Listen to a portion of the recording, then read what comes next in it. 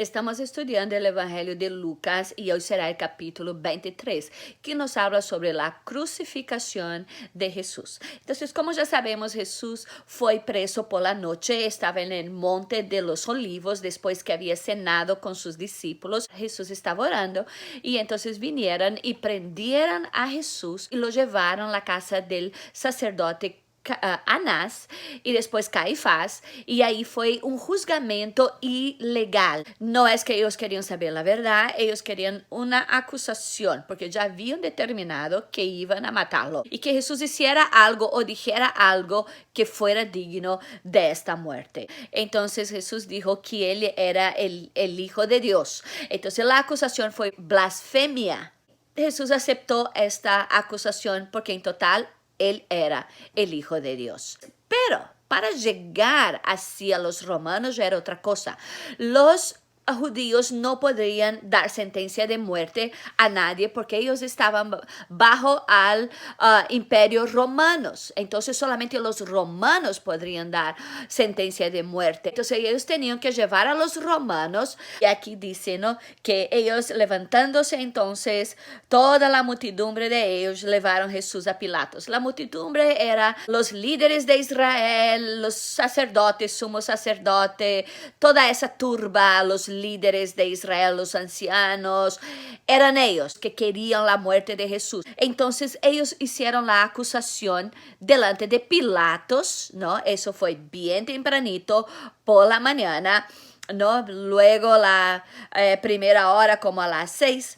Entonces comenzaron a acusarle: perverte a la nación, prohíbe dar tributos a César. Entonces ninguna de las dos son verdaderas, y que él era el Cristo, el rey. Esto era verdad, él era el Cristo, el rey. Entonces Pilatos le preguntó diciendo: ¿eres tú el rey de los judíos?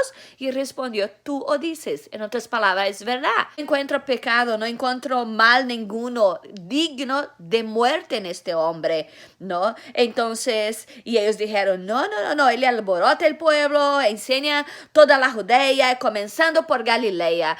Y ahí entonces Pilatos vio una manera de librarse de la cosa. Mandó para Herodes, que casualmente estaba ahí por la fiesta de la Pascua, estaba en Jerusalén. Entonces cuando Herodes lo vio, se quedó súper feliz porque hacía tiempo que quería conocer a Jesús y él estaba deseando que Jesús hiciera algún milagro ahí para él. Tenía mucha curiosidad. Para esta persona, la única persona, Jesús no habló ninguna palabra. Al mismo tiempo, los principales sacerdotes, los escribas, le acusaban vehementemente delante de Herodes. Entonces empezó a burlarse de Jesús, a escarnecer, a le pegar, y envió otra vez para Pilatos, porque él era inocente. Pilatos y Herodes, que eran súper enemigos, en este día se hicieron amigos. Y es interesante cómo los políticos son. Los dos estaban con un problema serio. Sabían que tenía un hombre inocente en sus manos y que ellos querían liberarlo, pero no podía por causa del pueblo. Porque una cosa que pasa, que todo el gobernador acaba siendo gobernado también. Y en este caso, ellos eran gobernados por miedo del pueblo. Ellos sabían que el pueblo podía revoltarse, podía llegar a César, inventar cualquier cosa, y ellos podrían perder su puesto. Ellos acaban haciendo alianza entre los dos, y ellos que tenían poder de liberar un hombre que era inocente por miedo del pueblo y por también deseando más que nada mantener su posición de poder. Entonces ellos eran más que nada prisioneros de las circunstancias. Esa turba podría complicarlos. Ellos acabaron cediendo al pueblo. Y él dice: bueno, siempre en ese tiempo nosotros liberamos un prisionero. Entonces yo voy a liberar a Jesús, pero tenía ahí un prisionero de ellos que se llamaba Barrabás, que su nombre significa hijo del padre, y él era un revoltado, rebelde y también un asesino. Ellos querían soltar a Jesús, pero el pueblo le pidió: suéltanos Barrabás. Y ellos dijeron: ¿pero qué voy a hacer con Jesús? Y ellos gritaron: crucifica y crucifica. Y él, claro, con miedo, acabó entregando para que sea crucificado, castigado brutalmente por los soldados romanos. Los lastigó, tenía una clavos en la punta, pero la gente estaba con tanta sed. Acabaron pasando esto para los soldados y lo castigaron brutalmente. Cuando finalmente fue para llevar la cruz, era costumbre, el condenado entonces llevaba la cruz hasta el lugar de la crucificación, la parte vertical de la cruz. Ellos tenían que cargar hasta allá. Ellos pusieron a los hombros de Jesús, pesaba entre 15 a 23 kilos, este pedazo de madera bastante pesado. Entonces él ya estaba bien débil. Y entonces le llamaron a Simón de Cirene, que estaba pasando casualmente. Pusieron sobre él y él cargó la cruz de Jesús. Cirene era un lugar en norte de África. Seguía junto de él una multitud del pueblo. Y las mujeres lloraban y hacían lamentaciones por él. Pero Jesús volvió a estas mujeres que estaban llorando y lamentándose y dijo: hijas de Jerusalén. Esto quiere decir que eran las mujeres que vivían ahí en Jerusalén. No lloréis por mí, sino lloráis por vosotros mismos y por vuestros hijos, porque he aquí que vendrán días en que decís: bienaventuradas las estériles y las que no concibieran y los pechos que no criaran. Entonces comenzarán a decir a los montes: caí sobre nosotros, y a los collados: cobrinos, porque si en árbol verde hacen estas cosas, en el seco, ¿qué se hará?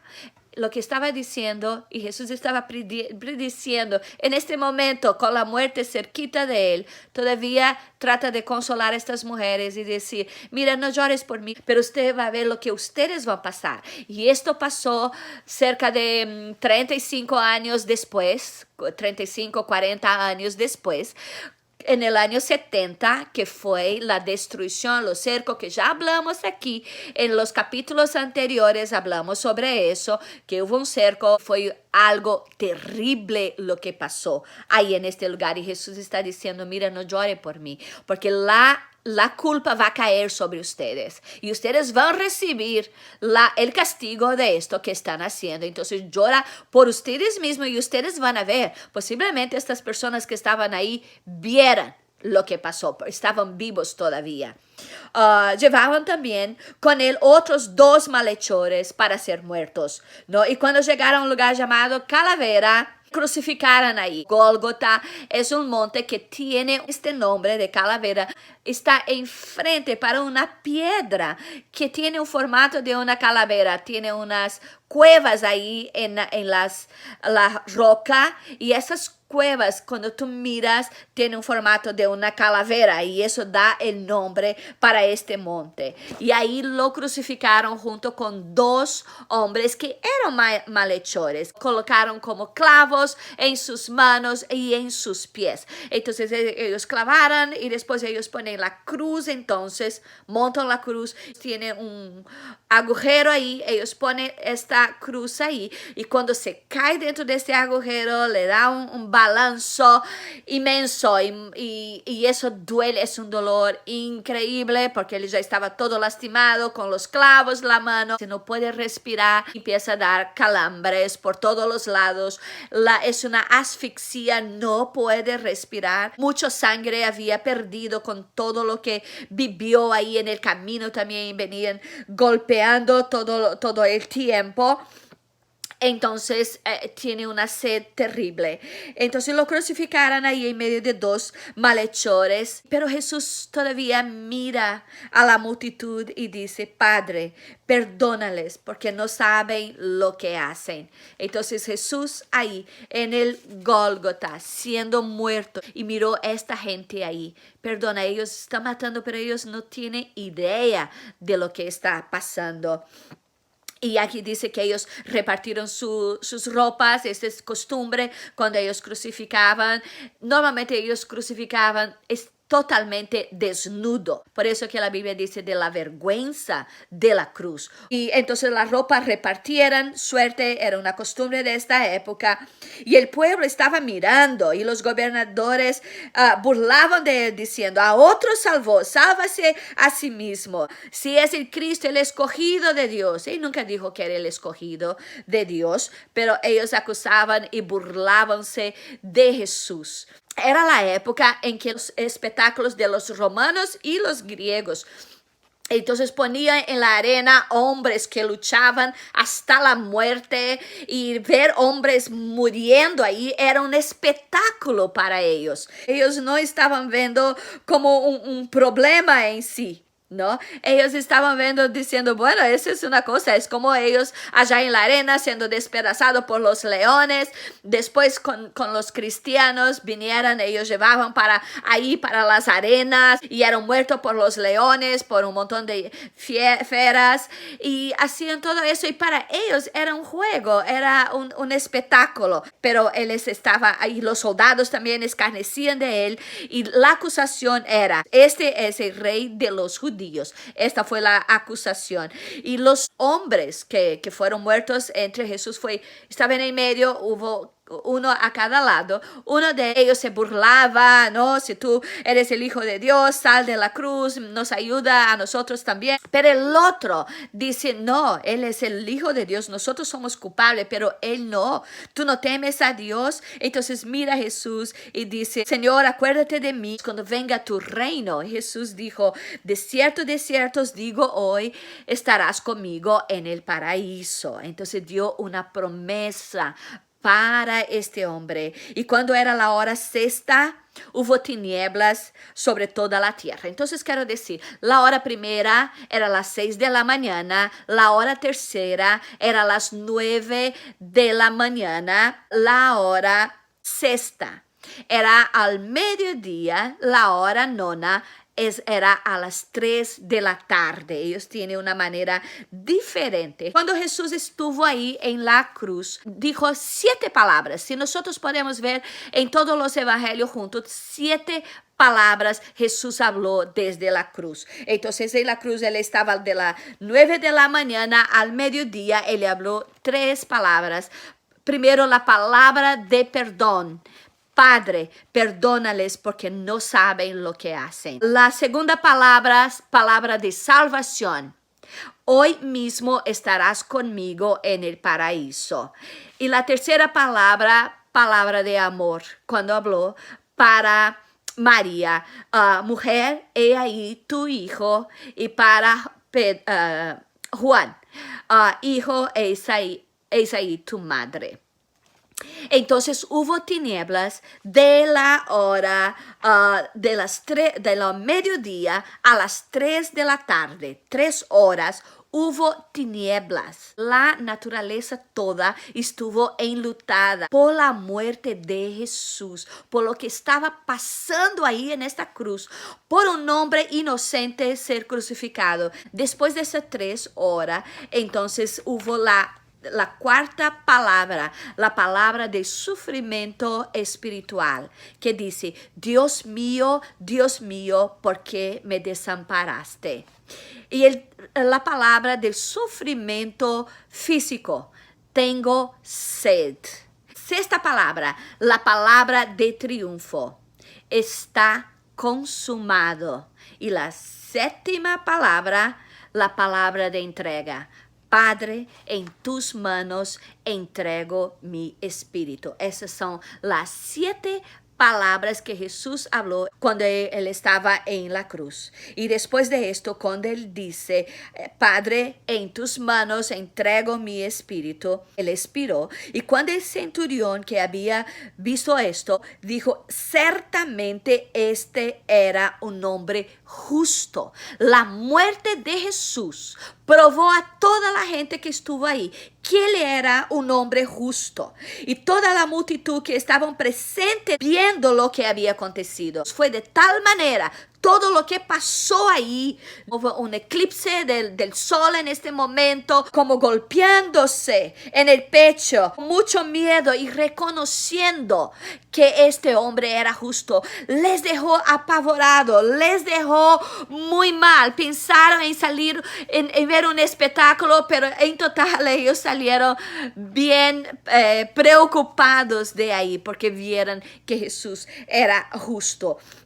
Pero todos sus conocidos y las mujeres que le seguían desde Galilea estaban de lejos mirando todas estas cosas. Lucas no dijo cómo ellos sintieran, pero estaban mirando y ciertamente ellos estaban todos viendo, este hombre tiene que ser justo para las cosas pasar como pasaran. Entonces, después que se murió, Lucas no da muchos detalles. Otros evangelios dan más detalles de que ellos querían romper las piernas. Normalmente la gente en la cruz llevaba días muriendo bien despacito. Esta es la muerte por sufocación. Entonces, y normalmente ellos dejaban las personas colgadas en la cruz por días y los pájaros venían y comían las carnes. Esta es la manera horrible de muerte, pero es lo que hacían. Con Jesús fue un poco diferente porque José de Arimatea, de la ciudad de la Judea, que era miembro del concilio, era un varón bueno y justo. Ese también esperaba el reino de Dios, así que él era discípulo de Jesús. Entonces él fue hacia Pilatos y pidió el cuerpo de Jesús. Pilatos se impresionó con esto, le dejó y él quería sacar porque los judíos empiezan al pôr del sol. Entonces por la noche ya empezaba el sábado. Entonces José de Arimatea llevó el cuerpo de Jesús y puso en una tumba que era nueva, nadie había estado ahí. Y estaba solo. Pusieron él y Nicodemos, pusieron una cantidad de mirra, de hierbas bien grandes, perfumes, especiarías, envolvieron en un lençol de lino que era como una mortaja y pusieron en este lugar. Y las mujeres que estaban ahí querían preparar el cuerpo de Jesús. Había todo un ritual de preparación. No pudieron hacerlo porque ya estaba entrando el sábado. Entonces simplemente pusieron, las mujeres estuvieron bien atentas a dónde pusieran, porque ahora ya entraba sábado. Entonces ellos no podían mover el cuerpo porque cuando ellos tocaban un cuerpo de un muerto, esta persona era impura y tenía que pasar el ritual de purificación que era una semana, entonces no podían tocarle. Entonces simplemente pusieron ahí para después del sábado poder ir y arreglar. Tenían que pasar este ritual. Imagina qué día de reposo ellos tenían. Este viernes terrible para los discípulos. Jesús siendo preso, Jesús siendo condenado, Jesús siendo seguido con la muerte, hora del juzgamento forjado, las agresiones que fueron increíbles, los abusos y violencias que fueron brutales, las emociones de los discípulos estaban horribles, estaban bien alto, las torturas infligidas a Jesús y todo el miedo que ellos vivieron, las retaliaciones por cualquier cosa que podía pasar ahora por parte de los romanos y también por parte de los sacerdotes judíos, de las autoridades, era tremenda. Así a los discípulos. Y más que nada, ver su maestro crucificado, muerto de esta manera, fue brutal para ellos. Entonces el sábado era el día de descanso, pero es un día que el Shabbat Shalom, como ellos dicen, ¿no? Paz en este sábado, Shabbat Shalom. No creo que ellos tuvieron mucha paz en este sábado, pero fueron descansar en este día para después entonces volver y poder empezar el ritual de preparación para Jesús. Grandes cosas pasaron. Y cómo es débil la humanidad. Y nosotros tenemos que asegurar en la mano de Jesús para no caer. Como todos que me acompañan, me gusta dejar un resumen de este capítulo. Entonces escriba ahí. De cierto te digo que hoy estarás conmigo en el paraíso. Que Dios te bendiga.